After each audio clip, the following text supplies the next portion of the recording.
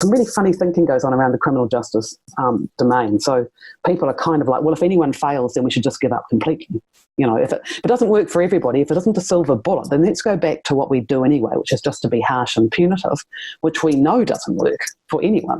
The average effect, for example, of imprisonment on its own on recidivism is 0% at best. It may, in fact, increase risk. So we're working already, when we're working with prisoners, we're working against that baseline. Okay, life can be crazy. You're feeling like you're sinking, just trying to find a meaning. It's time for better thinking, yeah, better thinking. Time to tune in. Let's go.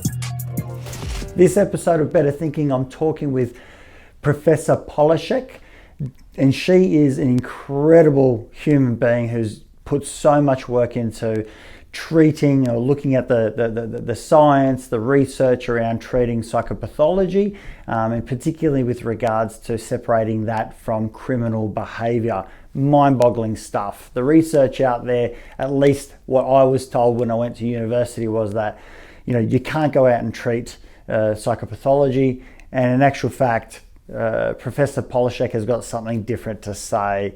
Amazing woman, amazing research, and I hope you enjoy this as much as I did interviewing it. I wish we had more people like her, providing this sort of research and evidence-based stuff that goes out and informs policy. You're definitely going to love this one, so enjoy.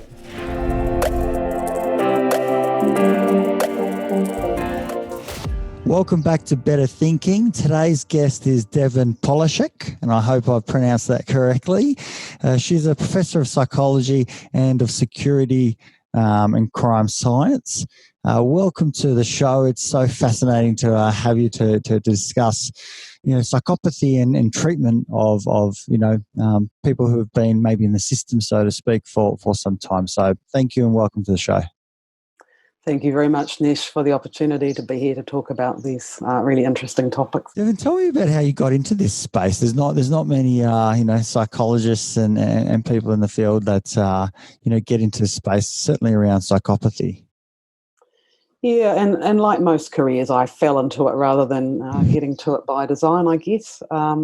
Actually, in New Zealand, we've had quite a strong professional psychologists' history of being involved with correctional services going back to the 1950s. It's one of the most intact services in the world in that sense, but I didn't know anything about that when I started my training as a clinical psychologist, which regrettably I have to say was in the 80s now. It makes me feel very old, at the University of Canterbury. So I was lucky there to have some of the sort of early influential forensic clinical psychologists in New Zealand, Bill Black, for example, and Steve Hudson, who were really interested in practice with offenders. So I had that fortunate opportunity, and then quite by accident some money became available in the Department of Justice, as it was there at that time, for clinical students to go into the prisons and do alcohol and drug counselling and anger management. And I had no idea this was an area of practice, much as a lot of people don't.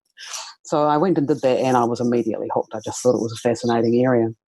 And it's continued to grow in New Zealand. We've got, upwards of 120 clinical and other psychologists employed by correction. So it's become a really big area of practice, but it wasn't at that time nearly as prominent. It's incredible to have such a large number. I'm not sure what it's like here in Australia, but it seems like a significant number.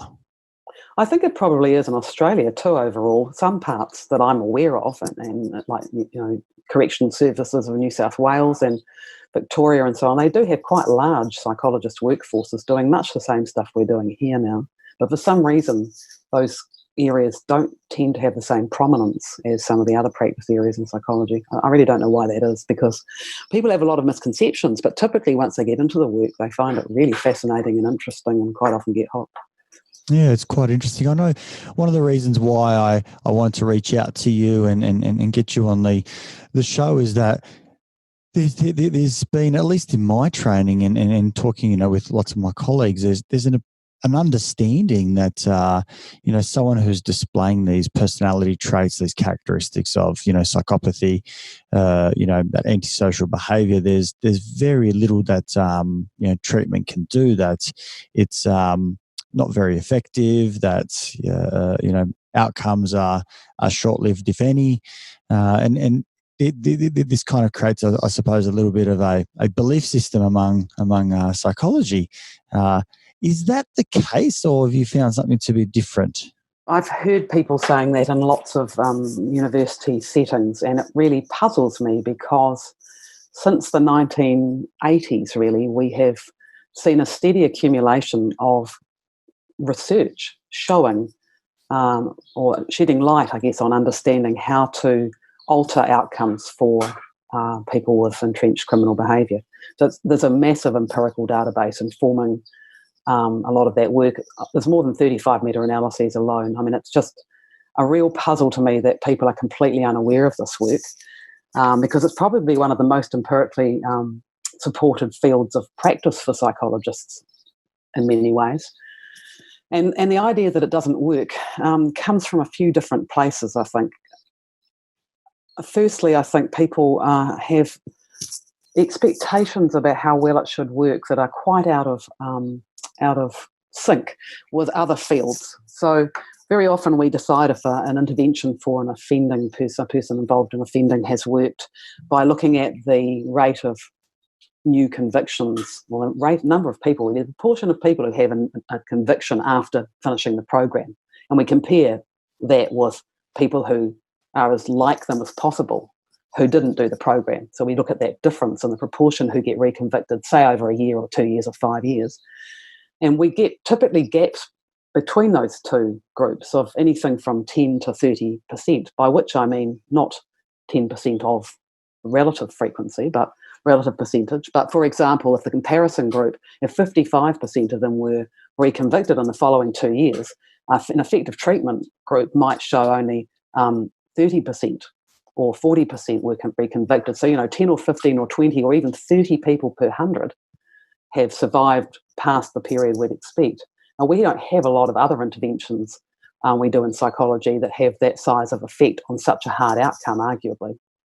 But people that look at that and they say, oh, only 10%, only 10 people per 100. I mean, we do interventions. We do heaps of health and medical interventions that have a much smaller effect than that, but are still considered really worthwhile because the cost of doing them relative to the outcome is a really good ratio. So I don't understand, really. There's some really funny thinking goes on around the criminal justice domain. So people are kind of like, well, if anyone fails, then we should just give up completely. If it doesn't work for everybody, if it isn't a silver bullet, then let's go back to what we do anyway, which is just to be harsh and punitive, which we know doesn't work for anyone. The average effect, for example, of imprisonment on its own on recidivism is 0% at best. It may, in fact, increase risk. So we're working already, when we're working with prisoners, we're working against that baseline. Yeah, it's incredible because the data, if it says 0 or potentially, worsens it. I mean, obviously there are lots of reasons to go out and incarcerate someone and to take them away from harming other community members. But at the same time, we're then potentially going out and saying things might get a lot worse. If we're in negative 3%, and then we're going to go out and actively, as a matter of fact, plan to release someone who's more likely to do more harm if we're in the negative, if we're not doing some sort of intervention, some sort of support, some sort of assistance and learning in the meantime. That's exactly right. So that's a major point. But the other side, the other piece of information I think that's relevant with the psychopathy issue is that, and this is also unfortunately quite complex to explain. So the main way that psychopathy has been measured in the research area relating to criminal behaviour, because we all have the idea that there might be people with psychopathy who are not criminals. So if we accept that premise, but put it aside for a minute, the main way that's used to measure it, and it's internationally, it's a huge amount of research, hundreds of publications a year, use the Robert Hare's psychopathy checklists. The psychopathy checklist revised, the psychopathy checklist screening version, and these are called the PCLR, PCLSV, and there's a youth one. And so those are used to measure psychopathy. But the way that measure is designed, it captures, it's got essentially two factors. The second one just captures people who do criminal behaviour. It's going to capture everyone who has an extensive history of criminal behaviour. And the other half of it that emphasises the personality traits more, things like glibness and superficiality and callousness and so on. Now, it turns out that the items that relate to general criminal behaviour and are not exclusive to people with psychopathy are actually those that better predict criminal outcomes. So in other words, the psychopathy measure we're using predicts criminality, it predicts recidivism, reconviction, but it does that more through criminal history items than it does through the core psychopathy personality traits that we think of when we think of a psychopath. The problem is people then will say, but this measure of psychopathy, gosh, it's such a good risk assessment measure, therefore psychopathy is the disorder that creates criminal behaviour. And it's very unlikely that it's that simple, because the other part about this instrument that's truly fascinating is that it captures up people who are both, I don't know what you think of when you think of a psychopath, but putting aside the Hollywood myths which get in the way of us understanding psychopathy anyway, I think of someone who's quite cold and callous and calculating and kind of obviously in their interpersonal manner feels different to other people. To me, I would be able to tell there was something wrong with people talk about the feeling of, something missing behind their eyes, things like that in terms of how they come across. They're kind of chilling, or there's something empty, or there's a superficial glibness, but it's only superficial. But in fact, because of the way this instrument is designed, it also captures quite a lot of people who are anxious, depressed, at increased risk of suicide, get very stressed and upset about things in it as well, so they'll score high on the psychopathy measure, but they'll also have what you'd call in psychology a high level of negative emotionality, or high level of disinhibition or externalizing psychopathology. And so when you are working with those people, they're still mean, they've still done nasty things, they can be very callous about the people they've harmed, but they don't have this kind of detached, glib kind of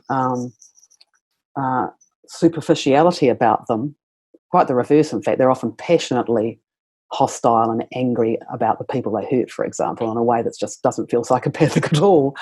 So we're capturing up quite a lot of heterogeneity in this measure, but the measure can't tell those kinds of people apart because, in fact, the items that are in it were chosen because they didn't correlate with anxiety, not because they negatively or positively. So what we have, again, is in this instrument is these two factors, one that's about the personality characteristics of psychopathy and one that's about all this negative disinhibition, criminal behaviour.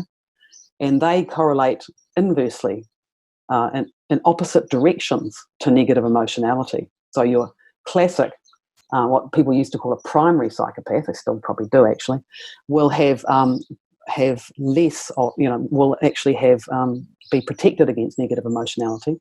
But your secondary psychopath's actually going to have higher levels of negative emotionality than you'd expect, and that's going to correlate with factor 2. It's going to correlate positively with factor 2 and negatively with factor 1.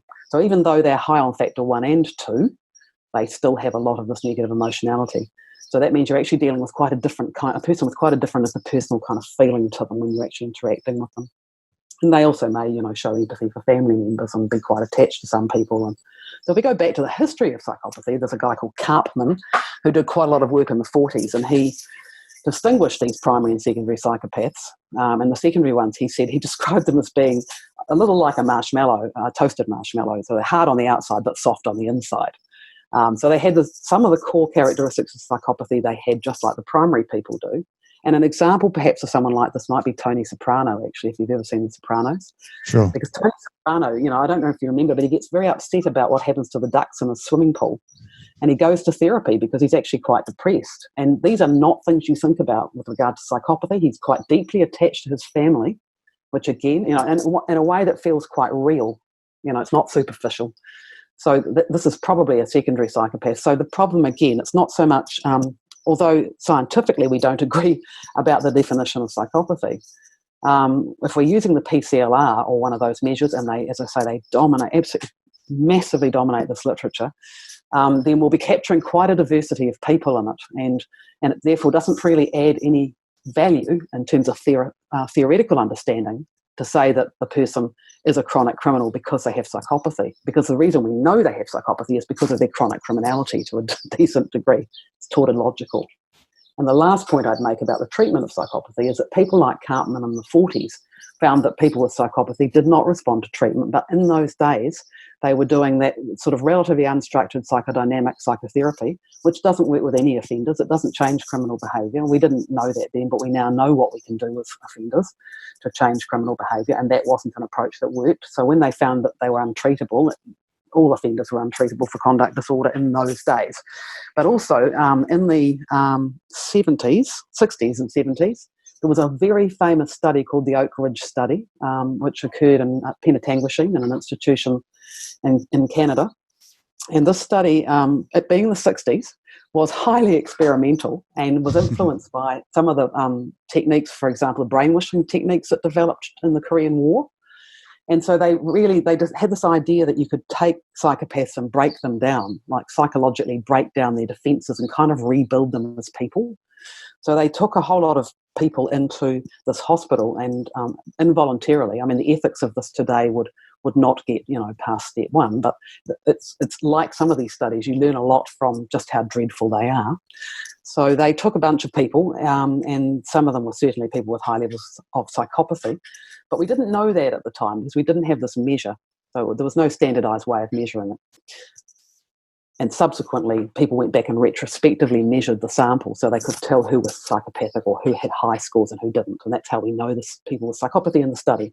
But anyway, they did absolutely radical things like they had this idea that basically the community of patients could heal themselves, really. So they left the patients, both people with high levels of psychopathy and people who were actually reasonably unremarkable, as personality-wise, but were in the hospital anyway, and they put them all together and essentially left them to their own devices a lot. So they were able to select from a range of medications, the patients were, to medicate other patients who they didn't think were doing well, and these medications included things like LSD and the so-called truth serum drugs and things like that. And they would put them in these encounter rooms on their own as a group for up to 2 weeks, naked, and feed them through tubes in the wall. I kid you not. Is this a science fiction book? No, but isn't it cool? I mean, it's just so horrifying. It's a marvellous example. For me, Nesh, it's an example of how, psychology is not necessarily benign. Sometimes we kid ourselves that the worst we're doing is nothing, but actually you can do harm, I think. And so this study, this thing happened and eventually was closed and people were released and so on and whatever. But then in the 90s, I guess, Marnie Rice and Grant Harris, who are two very well-established, actually sadly they're both dead now too, but two very well-established forensic psychology researchers and practitioners, went back, used the new PCLR as it was then, went back and coded from files people's scores, and then were able to look at what happened afterwards in terms of reconviction for people who had high scores versus the patients that had low scores, and also compare them with prisoners who were matched on those scores to see what effect the treatment had. And there was nothing concerning in the rates of reconviction for offending in general. People with psychopathy did more poorly, but there wasn't any difference between the prison people with psychopathy or high levels of psychopathy and the hospital ones. But the hospital people with psychopathy actually showed a higher rate of violent reconviction than the prison people with psychopathy. And this led to the idea that the treatment had made people worse and therefore we shouldn't treat people with psychopathy. And that study has stood as the definitive evidence of that pretty much. There's one or two other things, but that's been hugely influential on kind of just stopping all of the research on the treatment of psychopathy or on the treatment of people with psychopathy for many years, really. That's bizarre because I imagine you put any population in a hospital and say, you guys do your own treatment and here's the medication and, someone would decide, who needs more or who needs less. It's a zoo. It's going to make things, Zoo is a good word for it. I know. Well, I'm glad to hear you say that because you'd think we'd all know that and it just reflects the times. Things have changed. But it's interesting because... It's interesting because, as a, training psychologist, you just hear this and you just adopt it. You just accept That's it. Right. You don't even ask the question. You just say, oh, he's my senior lecturer and they're saying this, so therefore it must be true. And what nonsense. Yep. If it's based on something, of that nature of an experiment that basically shows how appalling psychology can be. It's incredible that obviously then got so much traction and maintained traction. We've got to give a voice to reality, not this absurdity. Wow, I love it. Well, in fairness, psychiatry might have been involved a bit too. In fact, I'm certain that the program was designed by a psychiatrist who, it was considered state of the art. People came, showed people through and all that sort of thing. I mean, what's really interesting too, though, is how what fascinates me in the area of psychopathy is how our preconceptions about who people with psychopathy are guide our interpretation of everything. So the Rice and Harris, who did this really interesting evaluation of how the program worked, if you like, interpreted this as indicating that people with psychopathy had kind of watched the other more human beings. It's almost like they're an alien species in the way that they talk about them. They'd watched the other patients and learned how to manipulate them better. And so they'd been harmed because they had the opportunity to, well, they didn't call it harm exactly, but they'd learned how to manipulate people better. And this was why they got more violent reconvictions. But my colleague, Jennifer Scheme, who's at University of California at Berkeley, really thought about that and thought, well, if you learned how to manipulate people better, wouldn't you get reconvicted less? Like, violent behaviour is not a very skilled behaviour. It's actually quite an easy way to do things. Not lawful, but it's much harder than trying to negotiate with people or communicate with people more effectively and lawfully, right? So I don't see getting reconvicted for violent behaviour as a sign that you've developed better manipulation skills, because it's actually, if anything, the reverse. And so I think there's an equally plausible argument, given that we know that many people who get diagnosed with high PCLR scores have the most appallingly traumatic childhoods and so on. They just have often had a very, very tough start in life, and that's something that they have had to adapt and respond to in order to make it to adulthood. Isn't it possible this treatment actually traumatised them further and perhaps created an increase in hostility and anger? Or, any of the other kinds of things that could lead to more violent convictions. It certainly doesn't suggest they became more skilled offenders, or we wouldn't even know they were out there doing this stuff, would we? So that was our counter-argument. And none of this can be established because it's post hoc speculation, but we thought that was at least as plausible. And the basis for that was that they had a variety of things. Patients were there non-voluntarily, so they were mandated there and they couldn't leave. And if they didn't comply with the program, they had a variety of punishments that they used, including additional medication and seclusion and various other things that were disciplinary to get them to re-engage with what they were supposed to be doing. And of course, the people with psychopathy had more of those intrusive punishment interventions than people with low scores. So again, if those things were damaging, they were also more likely to be given to people with high psychopathy. And so potentially they had more exposure to the most damaging elements of the program. In some sense, trying to establish a treatment modality on the basis of they will know how to treat themselves. Yes. Trying to, I suppose, what was, let me just ask the question. What was the theory behind it? Was there a theory? Was there a basis behind this? I mean, how did someone come up with this, design to kind of say, for example, when I think about Zimbardo's work, assuming that that's all correct, because I've read some things recently that suggest it may not have been. I'm not sure. But pretty sure that's right. There was a theory behind that, or at least there was some hypotheses that were put forward about how people will take on roles and so on and so forth. And, then it was like, oh, wow, we didn't realize that and so on. What was the objectives or the premise? Do you know about much of that? I don't recall much of it. I did look into it when we were first looking at this area, which is several years ago now, and they certainly did have some theoretical ideas about how it would work. I don't think they'd been particularly tested with other populations, but they were operating from a place of, as I say, adapting things like brainwashing techniques to the idea that you could break people down. So I suppose in a way what they were trying to do was a fairly radical kind of treatment for personality disorder.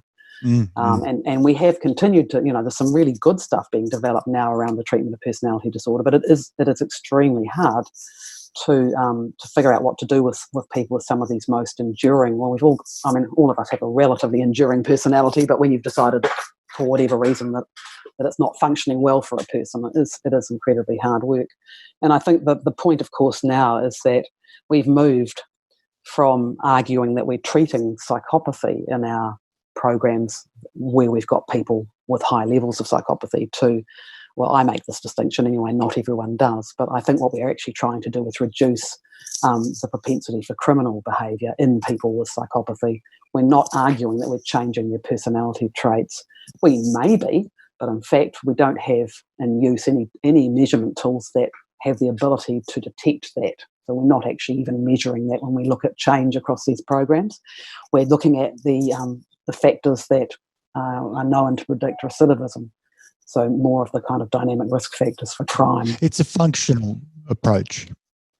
It's a functional, exactly. It's very, I mean, this whole area of criminal behaviour, rehabilitation and so on is based on, basically on cognitive and behavioural kind of pretty much straight down the line, CBT and behaviourism and those sorts of things.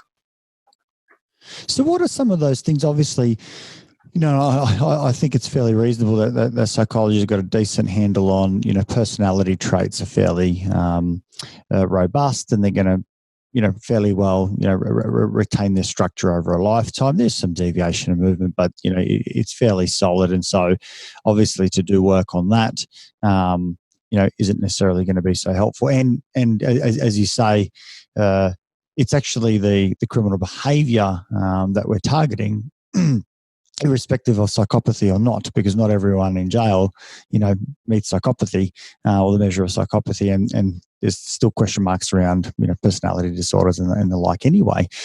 So we may as well just target the, someone's understanding of their behaviour, cause and effect, that might kind of help with functionality.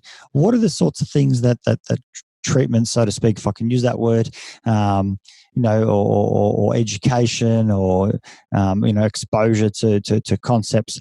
What is it that we do these days to try and assist, try and help, and how does it work? Is this usually done within within a jail, in other services? How does this space all work? Okay, there's a bit in there, isn't there, Nesh? There's a lot. I only get one opportunity to interview you, so I'm going to try everything. No, it's terrific. It's terrific, and it's really good for me to practice trying to pack everything into small amounts of time. So most of the countries or jurisdictions who are trying to work on reducing recidivism through what you might call social or, psychosocial interventions, as opposed to trying to reduce it through chain gangs, for instance. Those of us who are trying to do a more positive thing, and that would include big chunks of the Western world, really, parts of the US. It's actually probably starting to grow a bit in the US, but certainly Canada, Britain, Australia and New Zealand, and pockets elsewhere, are using research that came from a very small number of Canadian psychologists. So Canada has been ridiculously influential in this whole field. The Penetanguishene study I was talking about was in Canada. But in addition, people like Paul Gendreau, Don Andrews, who again, unfortunately, has now passed away, Jim Bonta, Steve Wormuth, just a small handful of psychologists accidentally kind of got working together during the 80s and onwards, and they really started the development of the empirical evidence base for what's now called the psychology of criminal conduct. There's a very famous book called The Psychology of Criminal Conduct by Andrews and Bonta that shapes a lot of this thinking. It's all published in individual studies as well, but they've brought it together into a reasonably difficult to read but useful book that's often used as a text when people are teaching these courses. So broadly speaking, what we now understand from things like individual studies becoming meta-analyses is what the correlates of reconviction are that look changeable. And we also understand how to change behaviour. And so when we put that together, we have the ability to design programs that have effective content and processes in them that can hopefully change these dynamic or apparently dynamic, and I'll tell you why I'm saying that in a minute, constructs that are linked to criminal behaviour. So the reason I'm saying apparently dynamic is because we don't have that many empirical demonstrations that changing those factors, that the amount of change made in a program or intervention is actually linked to recidivism.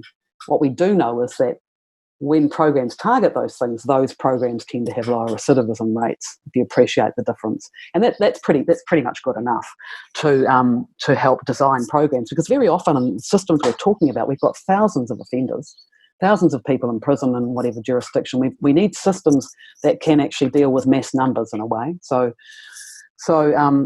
rather than trying to measure everyone's individual change, which we're not going to do with everybody, we're going to try and develop interventions we can put a lot of people through. So generally speaking, then those interventions are going to be similar with all of the people you might target for them, no matter what level of personality disorder they might have. So what we know from this research is that we should put our time and effort into people who are at the highest levels of risk, because people vary in their personal, individual propensity for additional criminal behaviour. So some people will come into prison or come into a community sentence with very little history. And the best thing to do with those people is to get them out of the system as fast as possible, because there is some evidence that if you intensify intervention for them, they'll actually come back into the system more frequently. So we've somehow harmed them. There's various ideas about how that happens, but low-risk people, get them out the door, get them back into their lives as soon as possible. And so all of this presupposes we can assess risk. So there's quite a lot of low risk in that meaning someone who criminal propensity. Yeah. Okay. Yep. Yep. So there's someone who might, for example, have one sexual offence or one murder and nothing else. We get people like that, or just a very few things. So we can assess risk on a continuum from low through to high. We're better off putting our resources into the medium and especially the high-risk end. The high-risk end are people who not only will reoffend and get reconvicted, but could be back in prison within 100 days of release from prison. They're really, really risky. And so we know if we put our resources there, we're going to have more impact on subsequent recidivism. But the key thing is that we have to put more into those people. So the more risky people are, the more needs they have in treatment, if you like, and the more effort we have to put into supporting and helping them to change. So they won't, we used to go out and do 20-hour interventions with people who were quite high risk, 20 hours of anger management. Laughable now. Most of our interventions at the bottom end are sort of 300 hours, and then we do more with people afterwards. Because we're talking about people who've often been going slowly off the rails since their childhood or early teens. We're often working with them in the adult criminal justice system in their early 30s. Things are really entrenched. So not only have they developed entrenched problems that keep them in the system, but they've also got, they're missing the things that would help to protect them as well. And so programs basically do that. And I say programs because a lot of it is delivered in group interventions. And that's why entrenched is the high level versus obviously the low level. If someone's gone out and murdered someone, they've had a moment where something awful has occurred. They've been impulsive, enraged, whatever it is. They've done something awful, absolutely awful. Yep. Having said that, there isn't a huge history of, from day dot, 90 criminal offences that have gone, in front of, with notice of the police and so on and so forth, which probably actually means, probably 600 offences rather than the ones that were caught on. Yeah, exactly. But, there's that appreciation that this is someone who has still done something awful, but it's happened on occasion. This isn't a repeat offender, so to speak, already. It's kind of already recognised that because they're 36 years old and it's the first time they've been sort of, looked at by the law. That's exactly right. So we're not giving that person a pass. What we're saying is they're probably not going to reoffend if we do nothing. They know what they need to do. Yeah. They already got in place. There's a lot of things about their life that actually fundamentally work okay, or they know what went wrong and they can do their own thing to address it, And I mean, the classic example there can be someone who's murdered their partner after a long history of conflict, or, your classic example actually is what's called an over-controlled, domestic homicide offender who has been sitting on growing anger and hostility for years and then one day really does lose control of that, so they're mismanaging their issues with their partner for many years by just bottling them. One day, and I've seen people like this, one day they lose their ability to keep sitting on that and do something very serious. It could be a serious assault. Sometimes it's a murder. They've got no other history. Now, those issues could arise again, but a person like that often has better ability anyway to recognise that and to do something about it in their own lives, so they don't need the interventions of a system that has limited resources anyway and really has to decide where best to put them. And often I'm assuming that there'd be remorse and regret and all those sorts of things that we would often see in those, maybe? Yes, but regret and remorse are not good predictors of recidivism. It's a widely misunderstood. Nope. Tell us about that. Oh, dear. Well, again, if you get back a little bit, but please. Oh, no, it is relevant, though. I mean, judges particularly put a premium on They do. I mean, it's interesting, really, because when most of us do something wrong, we are quite good at defending and justifying why the thing we did was okay. From the most minor thing that you or I might do through to serious things. We all have these kind of protective mechanisms. They're called various things in the psychological literature: justifications, minimisation, denial. In the case of Bandura's very excellent work with aggressive behaviour, it's called techniques for moral disengagement. So, yes, I was mean to you this morning, but you made me really angry. You shouldn't have done this, and I wouldn't have gotten it. We all have this, and there's a very good book by my good friend and colleague Carol Tavares called "Mistakes Were Made, but Not by Us."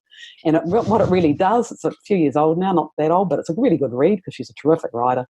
But it traces through a whole lot of different kinds of examples, from politicians to criminals, of people defending themselves against their own actions. So we all do that.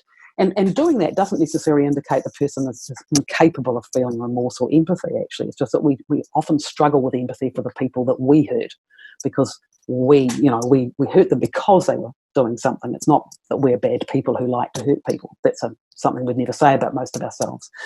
But the reason remorse is a bad predictor too is because the person who feels a lot of remorse may in fact be someone who has a kind of cyclical pattern where they do stuff to people because they feel very justified in doing it, and then afterwards they can see what they've done. I mean, you take that anger example you give, where someone gets really angry with someone, has poor self-regulation skills, goes off and really harms them, and then afterwards thinks, oh my goodness, what have I done? But that could happen again. It could happen again and again and again. So that's probably why remorse and those kinds of things are actually poor predictors. So a judge will be basically saying, well, that's a good person. But a good person can still do a lot of bad things. And that's, in fact, one of the really satisfying things about working with offenders, I guess, or working with people in the criminal justice system, is you get some really great people. They keep hurting other people, and we can't forget that. But they fundamentally have some really good qualities as well. And that complexity is what keeps people intellectually and emotionally engaged with the work long term, I think, as psychologists, because you have to figure out how to put all that together. But people are packages, as we say around here. People are packages, good and bad, and it's rare to see to be working with someone with a high criminal propensity where you can't find something likeable about them, to be honest, or something you can be very sympathetic about as well. But yes, we're slightly adrift here. Remorse. No, if we go back to, and I suppose the two questions come together. Going back to following on from this question of what, therefore, is the targets? What's a better predictor? And I suppose, how does that tie into what is it that we do? What is our treatment therefore target? Yeah. Both those things come together. Yep. So I was talking about targeting towards high risk. So, I mean, this model is called the risk-need responsivity model. It's actually got something like 18 principles, but people talk about these first three the most. So we've got targeting higher rather than lower risk people and giving them more service. Then we've got what's called the need principle. And the need principle says that we should spend most of our efforts and resources on targeting things that are correlates of recidivism but we think are changeable. And there's quite a number of these, but they're summarised in what's called the Central 8. And the Central 8 include simple things like associations with criminal peers, criminal thinking or antisocial thinking, having a kind of restless, aggressive, antisocial, highly autonomous temperament or tendency to operate that way, substance abuse problems, problems in education and employment, problems with your family, and problems with the use of leisure time or spare time. So all of those are areas that can be targeted for change if the person has problems in those areas. And that means that actually a very wide range of interventions can be developed. So for example, we do look at marital and family interventions, particularly with young people. Family interventions can be very effective. And you've got more chance there because you can have the ability to affect a relatively total environment because the person's living with parents, so you can engage with them and so on. So you can do a wide range of interventions. We tend to get our biggest impacts from the psychological rehabilitation interventions, but people will also have, there's plenty of studies showing effects from employment interventions, for example, that follow these principles. So the third principle is called responsivity, and this is about how you do an intervention or a program or service. And the idea here is, there's two parts to it actually. The first part is that you use techniques. So people will say, oh, cognitive behavioural is a way to work with offenders. That isn't strictly true. What the literature shows, what the research literature shows, is that interventions that use social learning and behavioural techniques to influence change work the best. So what we're saying there is, if we look at how we persuade and get people to make behavioural changes, that literature will inform how we run our programs.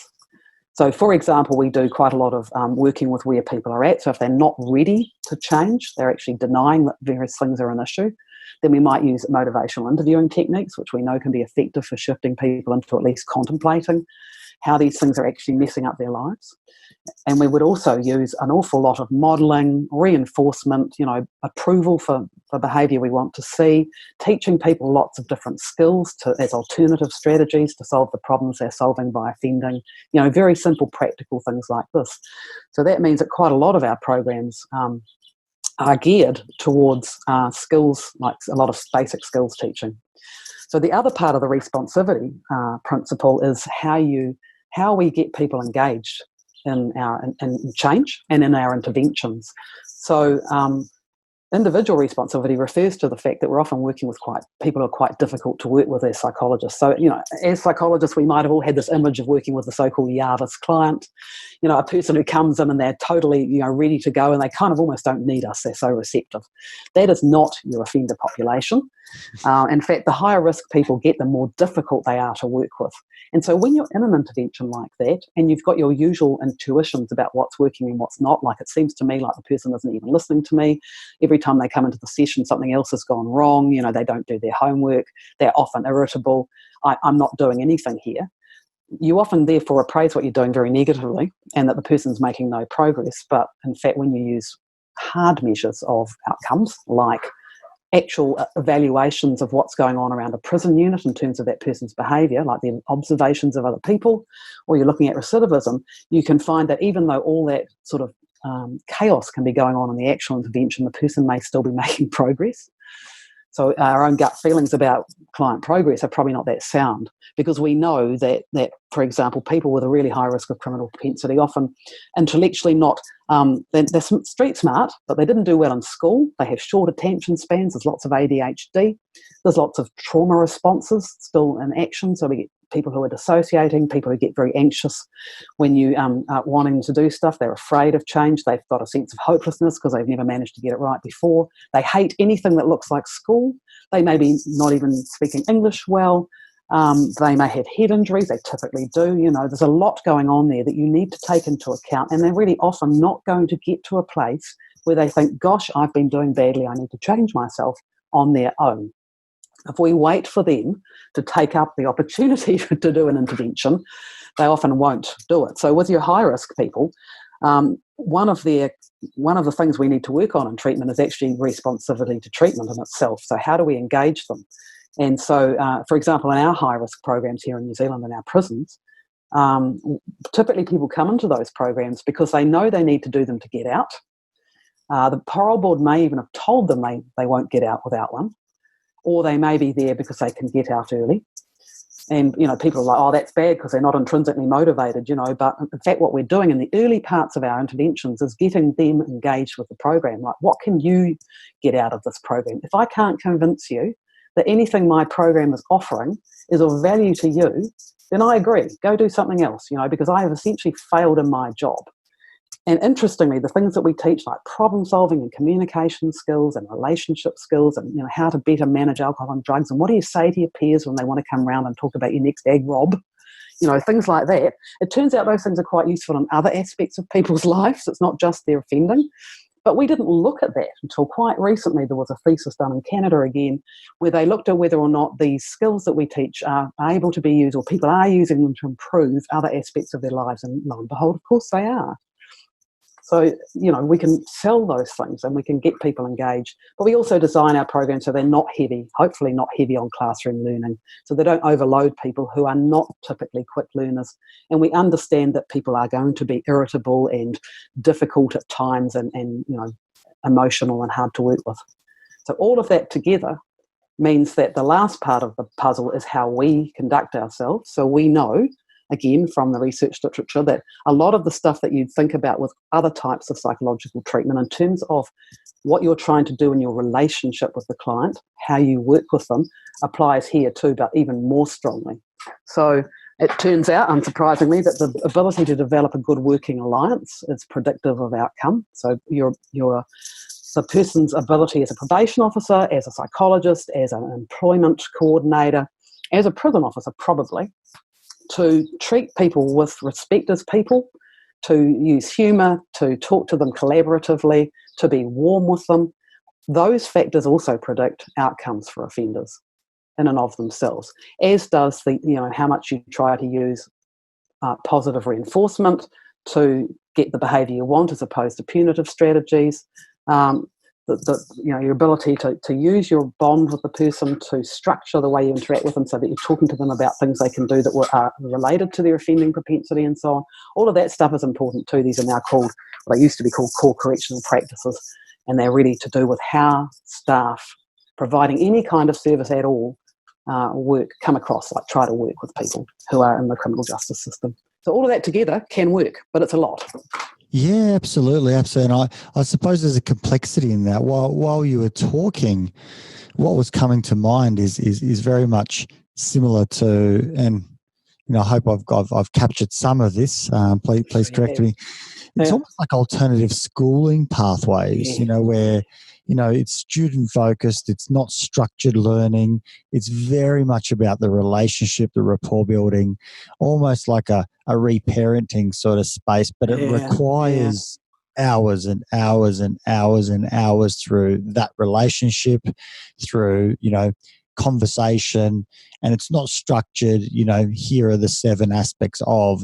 It's a conversation that, you get buy-in over time, and in actual fact, the group might, buy in, or there might be some leaders that develop in the groups and so on and so forth, and there's sort of learning that happens on that basis, and it's probably discussed outside of the classroom, so to speak, because it becomes something that's of interest, or someone goes, wow, that was actually interesting. Lots of seeds are planted. It's an alternative pathway to learning that doesn't use these traditional ways. And I'm assuming a lot of, and the high risk probably would have benefited from alternative schooling pathways to assist them in that engagement, so that they stayed at school longer, and probably learnt some of those values and ways of interacting, socializing, and so on, making better choices. Am I capturing some of this? I think that's a terrific analogy, actually, because I think one of the reasons people have not traditionally thought of this as an area for clinical psychologists to practice is because it has some interesting components we don't often think of that are to do with kind of, you might call it re-education, but we're probably going to call it education, actually, because quite often presupposes there was something in the first place. So there is a lot of teaching, and we teach all our clients things. If we're cognitive behavioural therapists particularly, there is a lot of kind of skills and stuff like that involved, so that there is that aspect. So I think it is a really good analogy. I think the piece that's behind all that we're not talking about at the moment is that when we do this very well, we get people started baby steps on a process of change. The big missing component is what they're going to after the program, or indeed what their social and living context is. So if you're running alternative schooling, but at home you live at a gang pad, or your mother's a meth addict and there's a lot of violence and nobody cares about whether you go to school, there's only so much school can do. Of course. And that's the same for us. So the programs I'm talking about, in a way, I make it sound like a bit of a utopia, probably. To run a program like this is eminently possible, but also very difficult, because you have to get a lot of things moving together. You need good staff, and you need good resources and good management, and you need a commitment to doing it, and you need really good supervision so you can make sure the program doesn't drift away. And as I say, a lot of these programs are group programs, and one of the arguments for that is throughput, of course, for the managers. We can get more people through treatment, but the sort of really high integrity argument from a treatment point of view is that it's treatment happening in a social context, and that's where offending happens for the most part as well. These are, social context is hugely important to offending, both to doing it and to getting the ideas and learning the ways of thinking and all the stuff that maintains it. So as you can imagine, when you're in a group treatment like that, it is the case that other group members will, if they're as the group culture builds up, they will be actually quite useful as treatment agents in and of themselves, because they can often spot things in each other that they don't have insight into about themselves, because we all have that sort of defensive thing going on. So they can be very powerful influences. So that's all well and good, but if you're going out of that program into an environment where you're the only one who's made these baby steps towards doing things better and more healthily, really, and more pro-socially and so on, then it's really unlikely that you'll succeed. And so we have a strong recognition, and have for many years, that the next steps are also really important. But when they don't happen, we also have some pretty sad stories of people going out, for example, to their relationship or their whānau. In New Zealand, we've got a lot of people who are Indigenous in our systems, and they go out to their extended family network or whatever. And those people are exposed then to their new jargon that we've taught them, their new psychological jargon, and they may feel incredibly disempowered by their prisoner coming back now, and he's talking all this babble, and he wants to do this communication stuff, and he wants to do this and that and the other thing. And so there are terrible stories, not heaps of them, but there are certainly stories where things have gone quickly wrong because the offending person came out, did something new. The environment was like, what do you think you're doing? Really hostile about it. The person who was trying to implement this got really upset and went back to what they do. It's like, this is a waste of time. I might as well just solve this problem the way I always do, and I'll give her a biff. And so they're immediately caught with, new assault. And when you get them back, they're like, well, I tried to do it, but it just doesn't work, that stuff. And you're like, well, what if we bothered to put intervention into your family as well? Because actually, your family is probably, in those cases, with the highest risk people, the whole family is probably struggling in various ways with all sorts of social and personal issues, which, our services are not coming together across government to really set in place the things that would make the initial investment with that person in prison really have it recognised or take it through into good outcomes. That's one of the central 8, isn't it, in terms of the people you associate with, and obviously if it was a difficult one that you can kind of pull away from.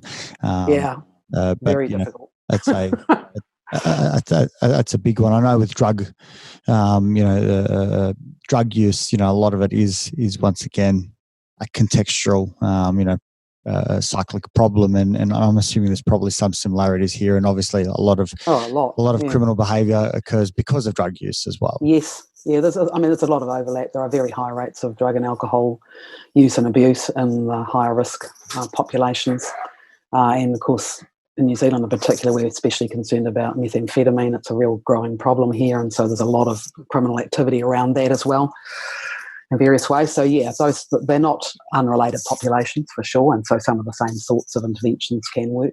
So just getting back to the point you made about outside of schooling, outside of classroom, you take some of these things up. So what we're trying to do with our best group intervention programs is to think of them as individual interventions in group. So we're trying to personalise, and this is hard because our programs are manualised, and some of them where we're using not very staff who haven't been that well trained and aren't necessarily well resourced, we may really bolt down the program so that it's highly manualised, which does potentially limit its effectiveness, but also protects against drift away from what you're supposed to be focusing on. But if you're able to invest more, then you can give your therapists more scope about how they achieve the goals of the intervention, which means that you can try to make sure that intervention, whatever you're doing in each session, is really personalised to the different people in the group.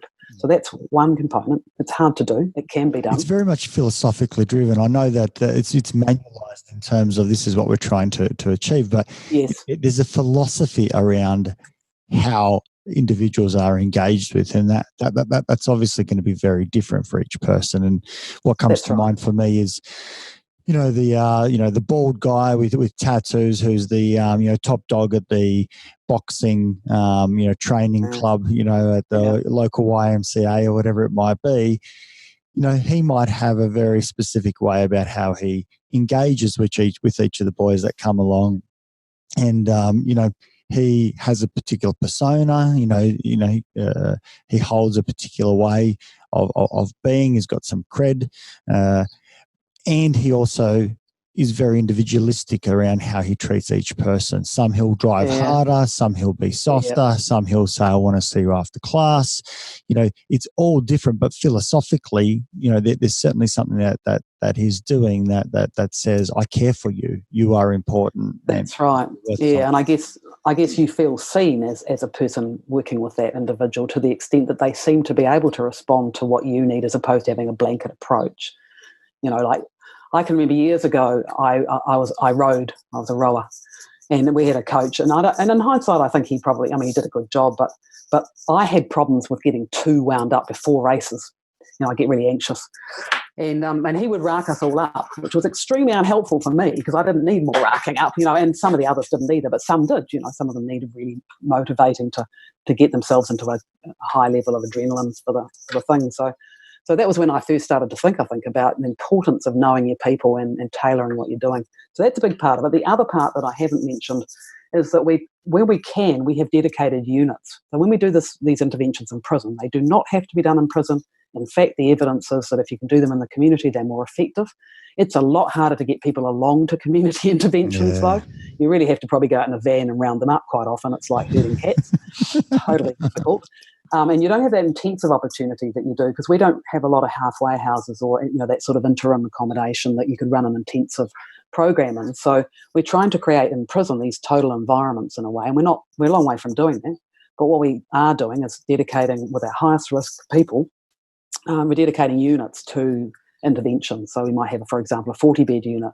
It's running 4 groups at a time with 10 men. It's because it's mostly men that we're treating here. Sure. And going at a time. So they're all in different parts of the program because they start in cohorts. And the unit itself, wherever possible, we're trying to turn that into a therapeutic environment. We're not calling them therapeutic communities because they're not.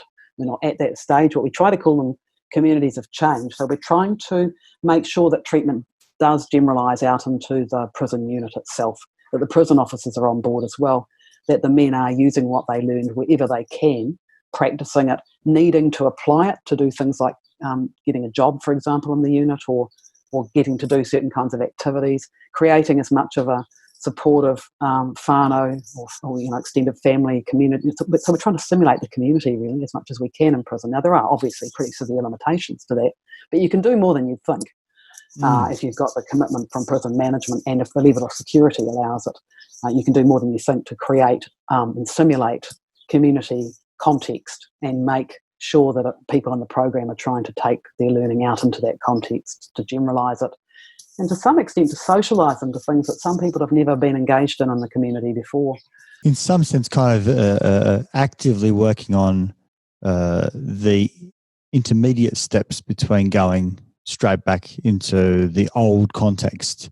So there's a couple of steps in between, or at least opportunities, touch points, additional points that if someone chooses to, they can go out and reach out, to maybe continue learning those things, or not even learning, just exposure, being in those environments, that remains their focus, which I think is exceptional. One of the things that I think AA, does incredibly well, Alcoholics Anonymous is it's marketed so well to go out and say, we're here, we're everywhere.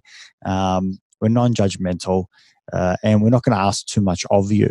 But there's this ongoing conversation and reinforcement. Then obviously where the rapport gets built is when someone has their, I forgot what the word is, like a mentor, a sponsor. They call it a sponsor. That becomes the psychologist, right? And the social interaction, someone who cares and someone who's invested. So it is a real clever, a system involved in that for anyone that's willing to, participate and be involved. And I suppose we're trying to kind of say, what are the touch points or possibilities that can help with that transition. Yeah, I think that's right. And I do think we could learn something from AA because while there are perils to having people with lived experience involved in looking after or mentoring other people, the point I think there's two reasons why those people can be important. One is the lived experience, so the credibility is very high. But the other part of it is that our support services are often not around except 9 to 5, and that's not when things go wrong for people. So one of these frustrating things about trying to bring together services in the community to help support people is that we, at least in New Zealand, we haven't really got our heads around being available when people need us. We're just not there. Probation officer goes home at 5 o'clock or whatever, and after that you're on your own. And the things that go wrong for people often go wrong after hours. So that's that buddy or support sponsor, as you say in AA, like typically the ethos of that, as I understand it, and it's pretty much from all the usual bad sources like movies and books, is that that they are, because of their own experience and what they needed, they'll come out at 2 a.m. if you call them, which is a very that's a rare service. We're under-resourced, right?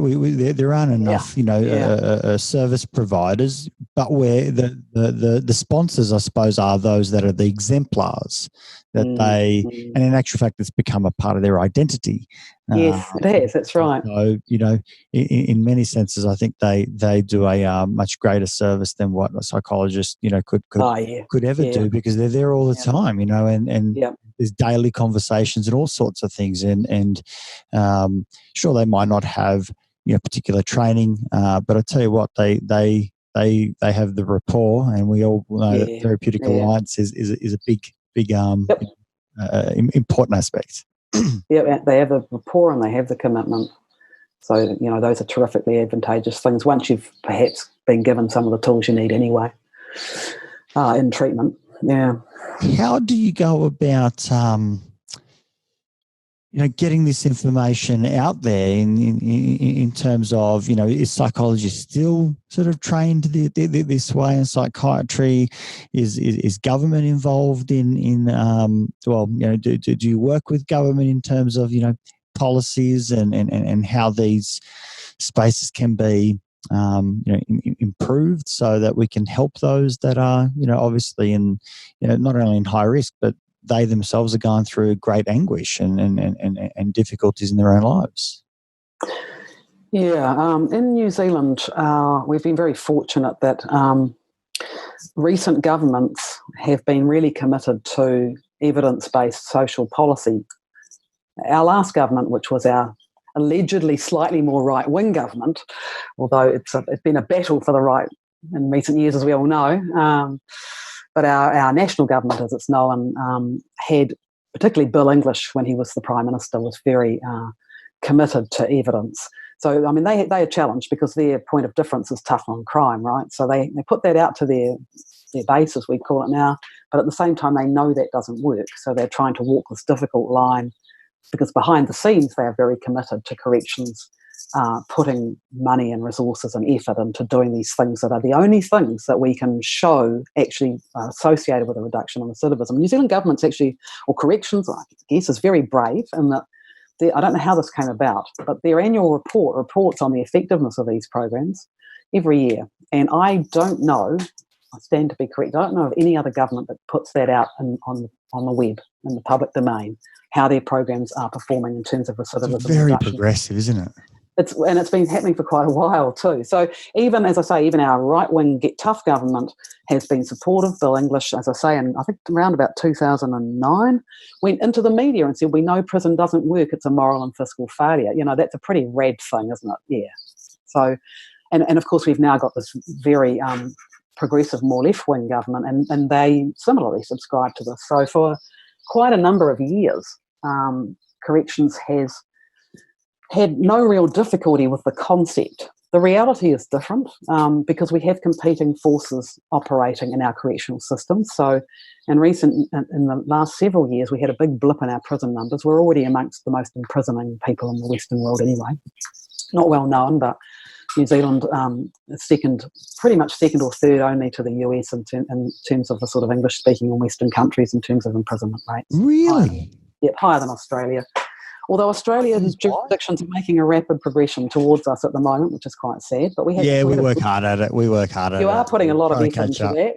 Yeah, and at $100,000 a year, if it's doing nothing in terms of reducing risk, and if you don't need it for containment and safety, and once you've got past the point where you've done enough punishment, you'd have to wonder about what the point is in investing in that. But so there's always a tension between investing in new prison beds and having money for rehabilitation. And the other part of it for us, certainly, is the workforce issues. Like we don't have enough workforce. We don't have enough skilled people to do this work. And it's difficult to change that. So we have quite a significant workforce gap in New Zealand in terms of psychologists. We import a lot, and we train as fast as we can, but we don't have enough training places. And that's for the entire sector. So once you take, and corrections does, purloin quite a lot of good clinical psychologists, but that means there's even fewer for health or for accident-related work or for, the other places where we need psychologists. So psychologists are in short supply, so are the other people, the other skilled people who run these kinds of programs. So those are all limiting factors really on being able to implement this as much as we could.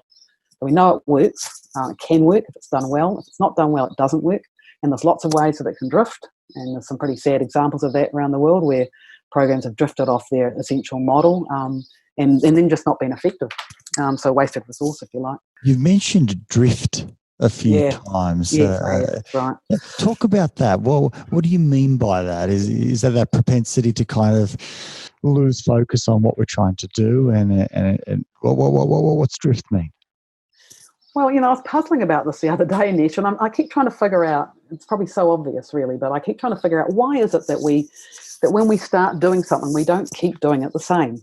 Like it doesn't matter what it is, it changes over time. And if you look at things like programs and pilots and so on, we have to keep relaunching them periodically to freshen them up because they just change and they lose their shiny status and sometimes they then stop working. So But just generally speaking, everything we do changes over time and we're often not aware of it. So in this area, what I'm really talking about, of course, is the issue of therapeutic fidelity or integrity. And so if we know what we should be doing is quite constrained, then the challenge is to keep doing that thing and not move somehow into other things. And what we find with this kind of work is that people get quite easily caught up in doing the humanitarian kinds of things, or humanistic, that are important. Like I'm not in any way saying they're not important, but on their own won't reduce recidivism.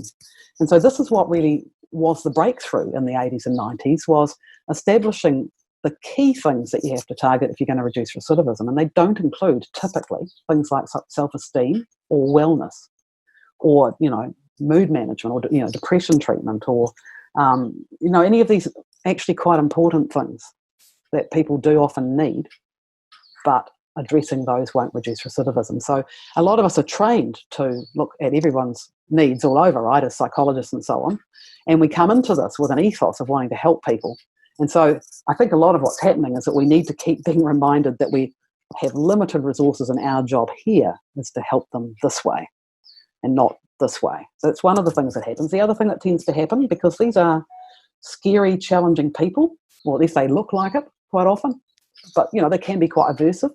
If you're a young player, as it were, then being in a group with 10 high risk, men at high risk of criminal behaviour can be quite intimidating. They can be quite hostile at times and unpleasant. So the challenge is that you have to keep getting in there with them, getting in among them and doing stuff, like teaching them stuff and getting them to do it. And there's a tendency, I think, to pull back. I have this theory that all us clinical psychologists just love teaching people stuff. And so we'll pull back to the sort of psychoeducational level quite often, either because we've got frightened of the clients or because it's just too much work. I think, we often get really tired. These programs are really hard work. They need a lot of support to run well. And so we'll pull back to this sort of talking at people level. And then it stops being effective too, because you're not getting people to do stuff, to apply things, to learn how to do them. And if the people we're working with could learn just by being told to try something and not actually trying it, they would have probably learned in school much better than they did. So they need to experience it and try it out and mess it up and figure out how it's going to work for them. Yeah, there's a human sort of bias where we want to, as practitioners, kind of move away from what's hard as well. And I know when I do supervision with staff or other psychologists, talking about going where it's hard, going where there's tears, going where there's pain, that's where we do our work rather than the psycho-ed. I'm not suggesting the psychoeducation doesn't have value. Of course it does. But it's not going to work for your harder cases. We've got to get the limbic system, activated and people feeling something and it all being in there, because that's where we learn. And especially, I'm assuming those that have got, entrenched criminal behaviour, they need to be activated, at that very emotional level, rather than just, here's another piece of information. Oh, yeah, no, totally true. I think there is a third reason, of course, too, which is I think that often people will feel, like all of us will feel the need to stamp our mark on things. I'm running this program and because more than anywhere else, it seems to me, the whole criminal justice field is replete with people's personal lay theories about what would help, right? I mean, if you've been foolish enough to raise at a party that you work with offenders, or, you've been running a program for people with convictions for rape, say, you get all this stuff, right, about what you should be doing with them. And maybe most of that stuff doesn't actually come into treatment. But what does come in is a whole lot of people who nevertheless will have their own ideas about what can work. And by and large, we don't want them bringing those ideas into treatment because we actually kind of know what works and we need to stay on that path. So that can also be an issue, as people feeling like they haven't got enough autonomy to sort of express their creativity as a therapist. And there are ways of making sure that does happen, actually. But as I say, they still need to be within the bounds of what we need, the things that need to change. So there are, with really good therapists who are well-trained and well-supervised, we can allow quite a lot of innovation. So, you can go in and say, okay, the goals of this week or the next 2 weeks is to work on this stuff.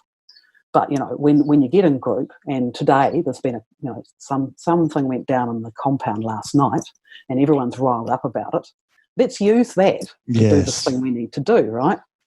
And so ideally you can do that. But unfortunately, as I say, if you don't have people who are very skilled, they haven't been trained well, and or they're not getting good supervision, instead, what you often resort to as a manager wanting to make sure your program's effective is that they have to say, well, I'm sorry that's all happened, but we're on session 36 and in the first 10 minutes of section 36, we have to do this. So let's get on with it, chaps. And it's structured, and they just switch off. And that's where you lose the responsivity, right? So those programs, and there have been some egregious examples in countries that I won't mention,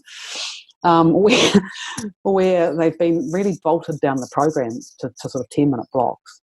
All you're doing there is addressing risk and need. You're not addressing responsivity because it is so inflexible that you're clearly conveying to your target clientele that you're not able to respond to them at all, really. I mean, you're really limited in how much you can apply this to what they really need right now or would engage with, So it can go wrong that way. And when we look at that from an attachment theory basis, we're going out and saying we're not going to meet your need, right? Yep. So you're used to that, right? Because you've got a dismissive attachment style anyway. So fine, okay, I'm just going to sit here and doodle vodka, labels on my pad all day, or whatever.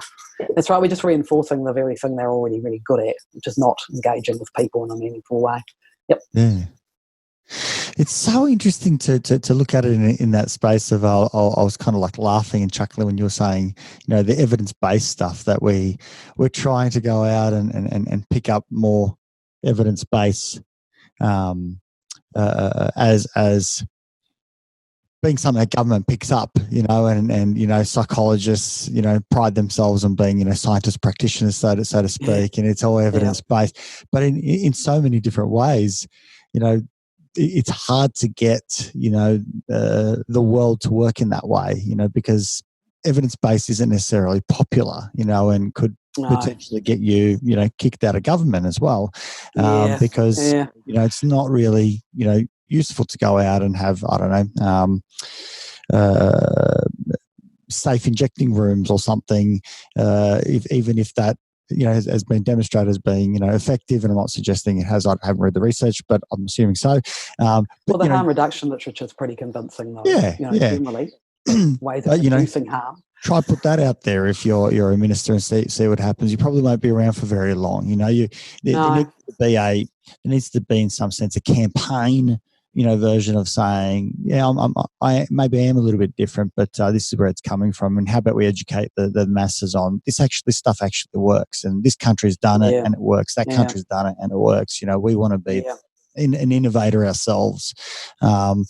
And I think, look, I don't know anything about New Zealand politics, but I know your current Prime Minister seems like she's done some pretty amazing things in how she's responded to some, incidences and the like, and it just sounds wonderful. Hopefully, some of that can, sort of transfer across a little bit into our work and health and hopefully within high risk populations as well.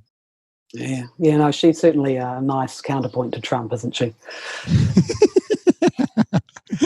But realistically, we've had deteriorating sort of increases in poverty and inequality and stuff for a number of years, since some pretty massive changes made in the 90s, where we really deregulated the country and increased inequality between people over time. And have really, although we've got a public health system, it's relatively inaccessible and completely overloaded and all those sorts of things. So there's a lot of work to be done. And so we've got a really positive government, and they've got good attitude, but they started from a really difficult place. And it's also kind of interesting to note over time that some of the best things that have happened in some of our systems have been with right-wing governments, because it's always that irony, really, that some of the things they believe in actually end up being good things. And unexpected things, really. And so an example of this with him with Bill English was right before the last election, he tried to promote boot camps again, because the government had decided it would try and speak to its base by promoting boot camps. And we know boot camps don't work. There's really extensive, good evidence showing that they're associated with, no effect in recidivism, and good theoretical reasons for why that might be. So here they are promoting boot camps, but if you read the fine print, there's all these things in them that will actually be rehabilitative, like working with their whānau and providing alcohol and drug treatment and education and various, because it's for young people, so various interventions that ought to be addressing the central 8 that we were talking about earlier. And so the fine print shows that it's got ingredients in it that should be effective, but we're calling it boot camp because that's the political will. Sure. And so you're right, we have this wider issue really with people essentially, I guess, probably being fear-based in how they vote.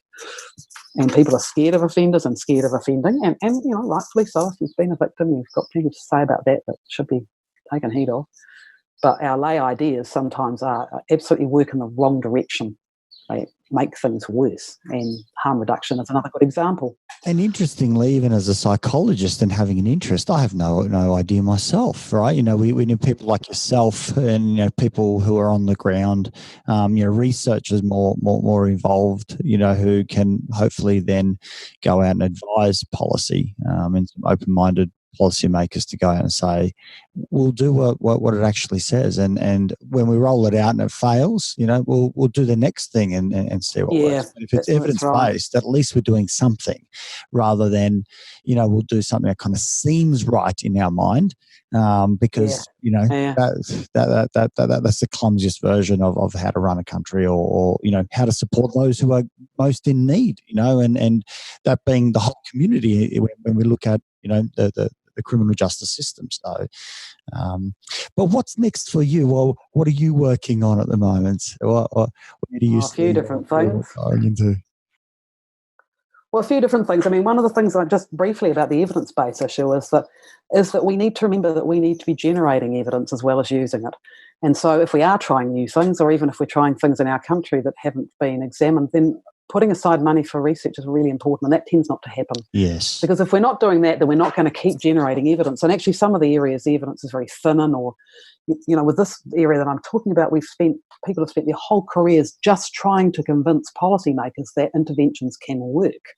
And because of that, we haven't done a lot of research on how they work and who they work best with and stuff like that. So, for example, we know with people with psychopathy, from one study we know that some of them made a lot more change than others, and that those who made the most change had outcomes similar to people who were low in psychopathy.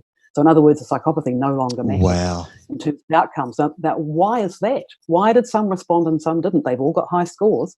Stuff like that is really important. So I put in a plug for that, because I think we have to remember that if we just do things that are already proven, then we will petrify our endeavours. They'll just get stuck in stone. And in New Zealand, one of the things that I'm really interested in at the moment, we've got a new corrections policy called hokairangi. We're in an age, or at a stage, where more than previous attempts, we're committed to having Māori much more actively involved in the solutions. As you know, we have at least 50% of our prison population is Indigenous New Zealanders. And we have some programs that are effective in reducing recidivism for them, but a lot of those programs don't fully capitalise on the potential that could be in traditional Māori culture or in the world of Māori values for changing and helping people who have Māori identity. So that's a new era. That means that right now the Department of Corrections is restructured, and their psychological service, their 120 psychologists who's spread out through the whole system doing all sorts of things, comes under the Deputy Chief Executive Māori. So this is a new age for us, because psychology struggles with things Māori. It struggles partly because psychology itself is a very Western phenomenon, as I was trained to understand it, right? So if you're Māori, you may well not separate off things psychological from other aspects of your being, which will include your land, your extended family, and your spirituality, and they're all connected up in these really complex ways. And so I don't see psychologists as having the solutions when it comes to more Māori-based interventions. So our challenge, though, is to bring across the things that should work with everybody into what's called Te Ao Māori, the world of Māori, and working alongside people who know that world well to create new interventions. And the thing about the R&R model is that people have got developed, in some cases anyway, an excessively rigid view of what it is and what you can do underneath that evidence umbrella. But I think there's a lot of potential we haven't unlocked yet, because there are a lot of ways of trying to reduce the impact of things like criminal peers, altering criminal thinking. There's a lot of different ways of doing these things that we haven't even touched on yet. Yeah. So that's one of the things on my mind. I don't know how involved I will personally be in it, but I'm currently involved, luckily, very fortunately for me, a colleague called Armin Tamatea, who's here at the University of Waikato with me, has just got a very large grant to look at prison violence. And a couple of your Australian colleagues are involved as well, key people are involved, and we're all going to look at and try and measure and understand prison violence, and then also look at what are interventions to create environments in prison that have higher well-being and enable people to live in a better state of health and well-being, and presumably therefore we can see violence as a sign that things are not going well. So that's going to take the next 4 or 5 years. We're all going to be involved with that. I'm really looking forward to how that project pulls on this new hokairangi policy to bring in some really new ways of thinking, particularly about how to involve Indigenous people in freeing themselves from our criminal justice system. Australia will benefit immensely from that as well, because we have, I think, a similar problem with,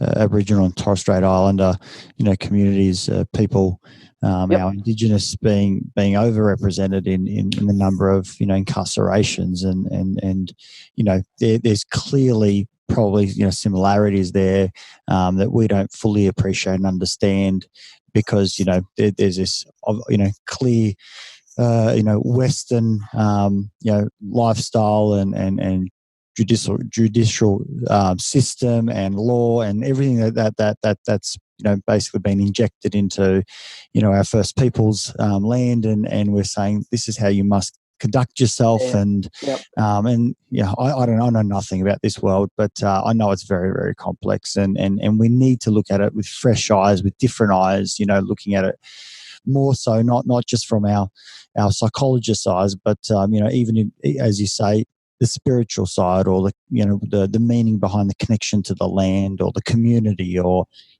whatever it is. I'm just rattling some things off, and I don't know any of those things, but clearly we need further conversation and actually beyond that, we need to actually start doing, as you say, the evidence base. We've got to start throwing some pilots out there and putting some money to it and say what does work, what doesn't work, and we just gather more information. But it's got to go from that ground roots sort of space of will to put funding behind it, to see how we can improve this, because there's clearly a problem there. Yeah, in fact, I think this is still the case, but the world's most imprisoned people are Indigenous Australians. Yeah, I know. Wow. And it's a hard nut to crack. I mean, it really is. We are, I mean, the only reason that we are in a position, we're in a fairly distinctive position in New Zealand for this work, and it's not because we're special, particularly not us Pākehā. Although what is special about New Zealand is it was the last settled country in the world in terms of Western colonisation. Which means that we have an Indigenous culture which, alarmingly, considering the struggles people have, is more intact than is often the case in other parts of the world, and also a relatively sophisticated, and by this I mean a culture that is quickly able to appreciate some of the ways of capitalising on what having settlers or Western visitors arrive meant for them prior to us trying to exterminate them, of course. But that also, and we're small. It's a small country with a single criminal justice system and a single health system and so on. And so there is the potential to try things here.